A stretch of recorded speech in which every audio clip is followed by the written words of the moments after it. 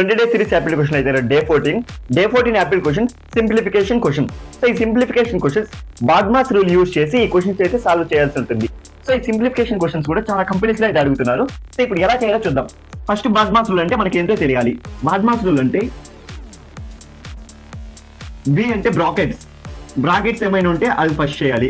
Next ఓ అంటే orders, అంటే ఏవైనా రూట్స్ ఆర్ క్యూబ్ రూట్స్ అవి ఏమైనా ఉంటే అలాంటివి సెకండ్ చేయాలి. నెక్స్ట్ డి అంటే డివిజన్.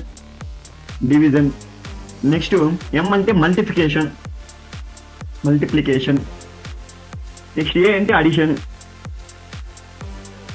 నెక్స్ట్ ఎస్ అంటే సబ్స్ట్రాక్షన్. సో మనం ఈ రూల్ అయితే యూజ్ చేసి మనం ఇలాంటి క్వశ్చన్స్ అయితే సాల్వ్ చేస్తాం. సో ఇప్పుడు ఈ రూల్ యూజ్ చేసి మనం ఈ క్వశ్చన్కి అయితే ఆన్సర్ సాల్వ్ చేద్దాం.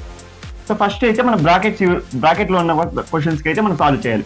సో 3 + 2 అనేది 5 అవుతుంది. 5 × 50 / 5 - 4.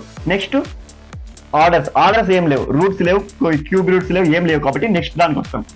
డివిజన్ ఏమన్నా ఉందా? సో ఇక్కడ 50 / 5 ఉంది.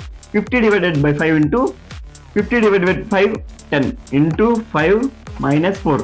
నెక్స్ట్ మల్టిప్లికేషన్ అంటే 10 × 5 50 - 4. సో అడిషన్ ఏం లేదు. Next subtraction. నెక్స్ట్ 50 - 4 46. సో ఇలా అయితే క్వశ్చన్స్ ఆన్సర్ మనం సాల్వ్ చేయాల్సి వస్తుంది.